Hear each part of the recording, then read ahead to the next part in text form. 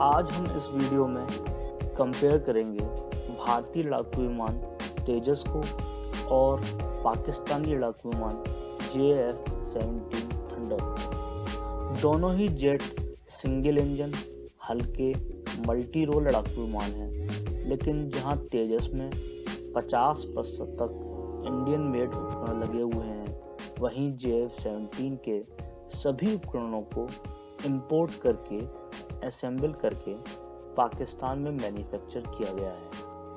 यहाँ मैं क्लियर करना चाहता हूँ कि दुनिया में कोई भी विमान 100% इंडिजिनस नहीं होता है।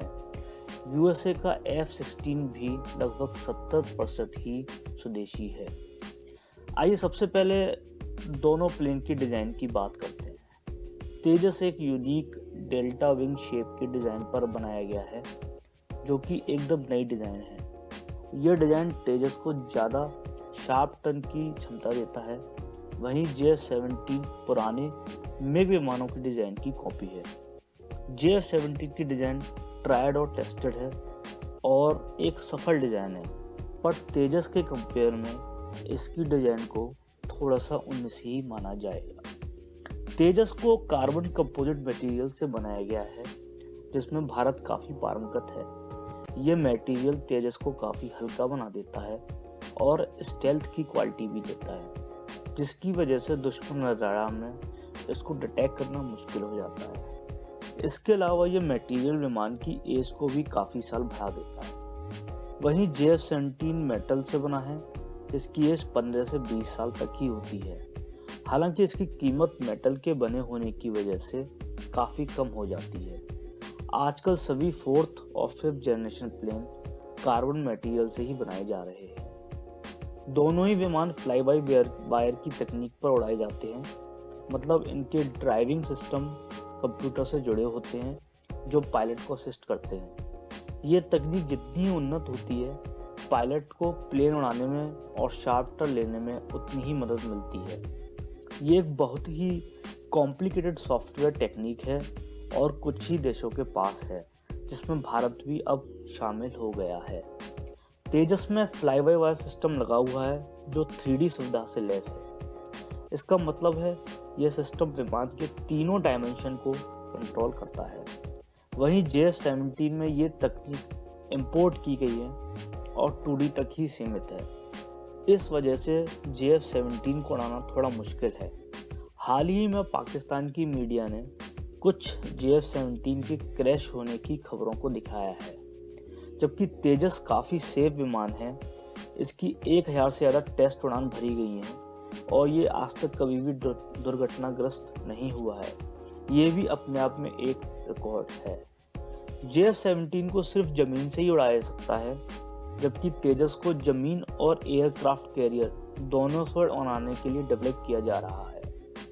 तेजस अभी भी अंडर प्रोडक्शन है और भारतीय वायुसेना को जो विमान चाहिए वो तेजस MK-1A है, जो कि अभी के तेजस से एक कदम आगे का होगा।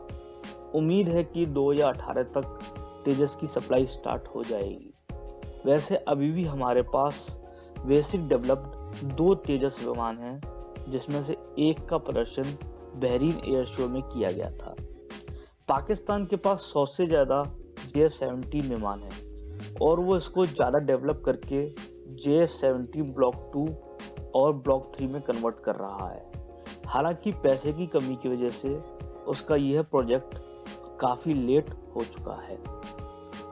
अगर रेंज, मारक क्षमता, weight height ratio, weight engine ratio और बाकी स्पेसिफिकेशन को देखा जाए तो दोनों विमान लगभग बराबर ही हैं, मगर तेजस में ब्रह्मोस मिसाइल लगाई जाने की खबर है।